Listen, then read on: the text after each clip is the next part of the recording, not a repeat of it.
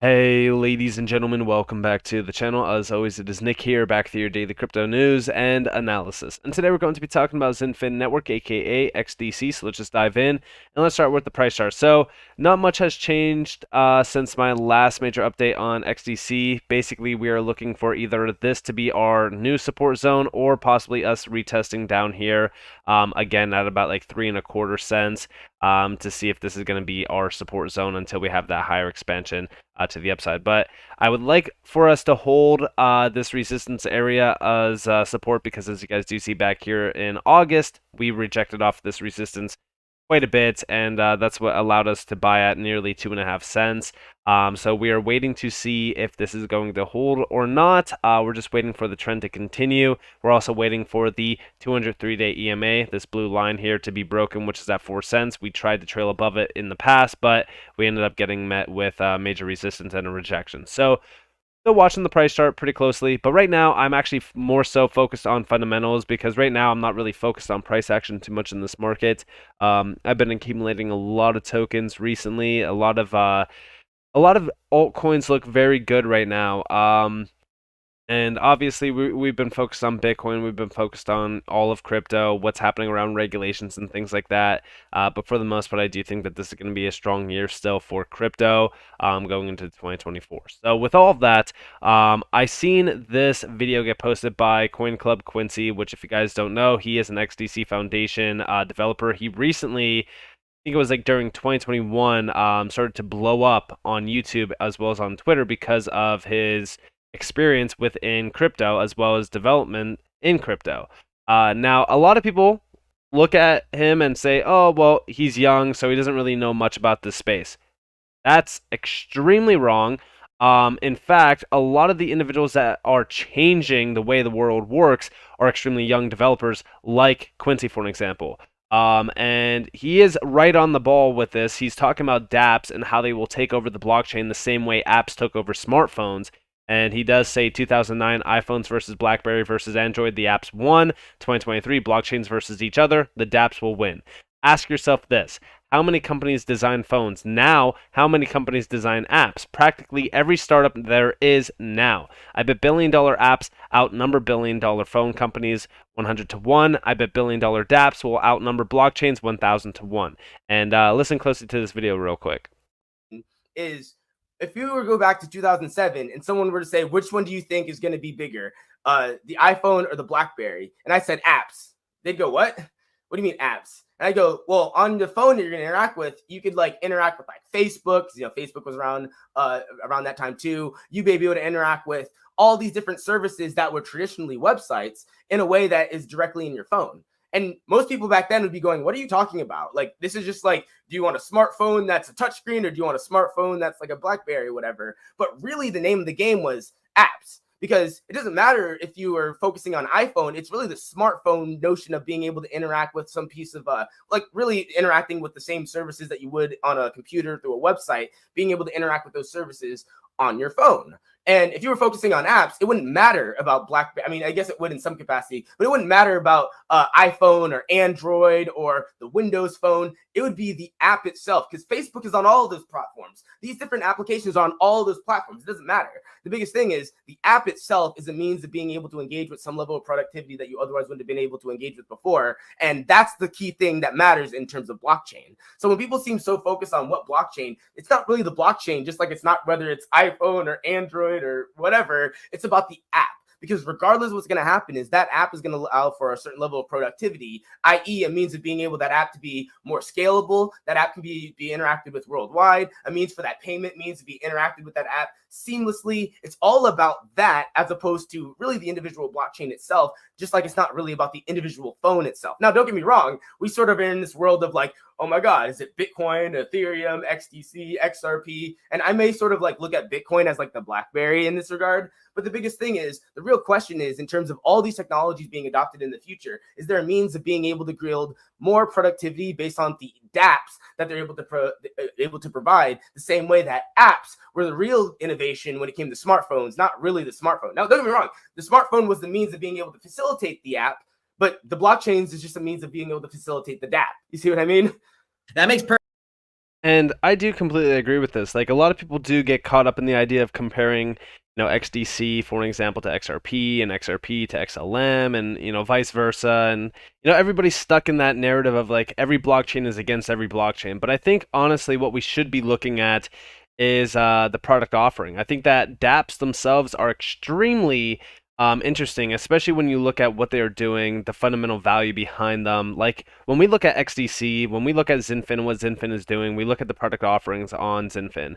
You look at Trade Tech, you look at Trade Finex, you look at all of these major offerings that are on the Xinfin network right now, and they're small, right? There's not 100 or 1,000 or anything like that projects on Xinfin right now. And other blockchains definitely do have a lot more product offerings than Xinfin, but I do think that the ones that are on Xinfin are extremely unique compared to anything else out there. Trade finance, like I've said, is a huge area of opportunity. And just recently, we did talk about Swift jumping into the trade finance area and really discussing the opportunity advantage for it. I think that we talked about this video recently, and I'm not going to play the video. If you want to listen in, you guys are more than welcome to go check out my latest video on XDC. We do see XDC Next Gen Swift ISO 20022. Xinfin co-founder Swift doesn't do much trade finance. Would like to build systems that build on top of these legacy systems Swift. And we do see down here from DSL, you got to recognize that no one is going to leave the Swift network unless it's going to provide a benefit. And again, what we can do is have these systems or have these, dApps, for example, build on top of these legacy systems to interact and ultimately change these specific sectors. It's very interesting that we're at this point in time where, basically, crypto and crypto dApps are becoming the new norm. They're in fact becoming the next major wave of disruption to the technological advancement of these systems. And I do think that the legacy systems 100% need it. I think that they're 100% ripe for disruption. And trade finance, as an industry, is also one that we've been talking about for so long on this channel around Xinfin and XDC. And it's because of the astronomical amount of value there is to be disrupted. And I did see Anderson actually post this over on Twitter. He does say, very, very interesting read. Swift is really changing structure. If you can't see that, you're more than blind. I could see potential collaboration using different crypto assets by quotes, XRP, QNT, XDC, interoperability standards, trade finance, liquidity gateways, all of that. And here we have a single gateway. Then on the next slide, yet the smooth movement of goods is hampered by all the paperwork between jurisdictions with different standards and laws. And then over here, we also do see them talking about ICC. Swift is partnering with the ICC, which ICC is a big name behind Xinfin, as well as a ton of other trade finance companies and leading shipping organizations to facilitate the broad adoption of electronic bills of lading (EBL) via the Future International Trade Alliance. These EBLs would establish common and interoperable data standards and common legislative conditions across international jurisdictions and also platforms. Then over here, such a seamless payment experience only works if everyone adopts the new standards and interoperable technologies. So yeah, I mean, like this is a big area of opportunity. I think that as we do look at technological advancements and things like that, I do believe that we will see a lot more adoption of DOT and crypto dApps, etc., that could ultimately be built upon these legacy systems. I think that that's the best case scenario. And they even do mention tokenization down here, like Swift is talking about unlocking global trade through collaboration with tokenization of paper documents. Paper documentation definitely will be digitized and or tokenized. And it's all going to be through collaboration with some of the biggest names within crypto that are focused on it, as well as outside of crypto, because even private and public blockchains are spearheaded by some companies within crypto and also outside of crypto that you can invest into, like R3 Corda, for an example, or even Hyperledger Foundation. So as we look at this, yes, things are being truly shifted into the idea of digitization and tokenization becoming a big focus point. And I do believe that things are happening very quickly outside of crypto in terms of standards to allow this to be realized in. One of those major standards is MLETR. Marina actually posted this. Third reading in the House of Lords is done. Listen closely. Who gave evidence to the committee Apart from the minor changes made to apply this critical piece of legislation to the whole of the United Kingdom, the bill before your lordships remains the work of the Law Commission. So I'd like to record my thanks to Professor Sarah Green and her colleagues at the Commission, Laura Burgoyne, Daniela Lupini and Siobhan McKeering, for their diligent work. I'd also like to thank Oliver Tones, the bill manager, and Bobby Lawson, his deputy, along with the committed government lawyers who've contributed to this, specifically Simon Brandon, Louise Dennison and Chris Callan, as well as Norshin Khan from my private office. My Lords, this bill has global transformational potential. It will place the United Kingdom at the forefront of international trade as thought leaders for others to follow. One witness who appeared before the Special Public Bill Committee, when asked what, if anything, he would change about it, said, "The only thing I miss is the change from the word bill to the word act." I hope that that change can be brought about swiftly, and I beg to move that this bill do now pass. The question is that this bill do now pass. So yes, this is a huge bill, and it is one that we have been waiting on for so long. We've also been watching the variations happening in terms of the bill being passed fully. We're basically completed in terms of the bill started in the House of Lords. Next is the bill in the House of Commons. We're already done with the first reading. Second reading is basically started now. This is probably going to take a little bit of time, probably within the next couple months. This should be fully finished, and then we will be in the final stages of consideration of amendments and then royal assent. And just like he did say in that video, yes, this will have global transformative power and potential, and I do think that this is what's going to allow for something like Xinfin, for example, to really shake things up and become a household name around trade finance. And I've strongly believed that since day one of reading, white papers, reading the documents, hearing Andre Kasserman talking about it as well, and just listening into some of these seminars, because it truly is a huge opportunity to see a major industry like trade finance be disrupted by this technology, and it truly puts things into perspective on just how big of a game changer crypto, DLT, blockchain technology, however you want to put it, and the role that it will play in the global transformative push towards technological advancement, which is going to be the first time that we see this in well over, decades, maybe even a whole century. So very exciting. And also, this is the full-on roadmap to reform for electronic transferable records. This got posted back in December of 2021. And I want to just give you guys a quick insight that there's 6 issues within this. One is address domestic legal barriers, which this is talking about facilitating widespread adoption of ETR requires G7 plus countries who have not updated their laws to undertake a comprehensive examination of legal gaps and enact legal reforms at national and subnational levels accordingly.